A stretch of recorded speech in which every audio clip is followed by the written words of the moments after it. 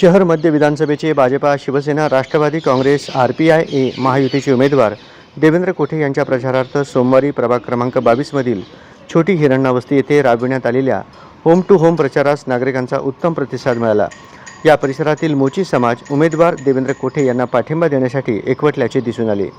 यावेळी मोनिका कोठे संयोजक आणि राष्ट्रवादी काँग्रेसचे प्रदेश उपाध्यक्ष माजी नगरसेवक किसन जाधव, माजी नगरसेवक नागेश गायकवाड यांनी नागरिकांशी संवाद साधत उमेदवार देवेंद्र कोठे यांना विजयी करण्याचे आवाहन केले।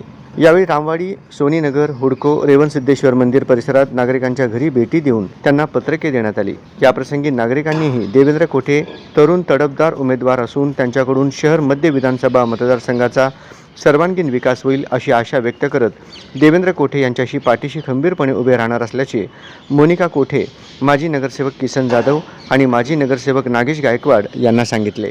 याप्रसंगी रुक्मिणी जाधव, वैशाली गोली, माजी नगरसेविका सरस्वती कासलोलकर आदी उपस्थित होते।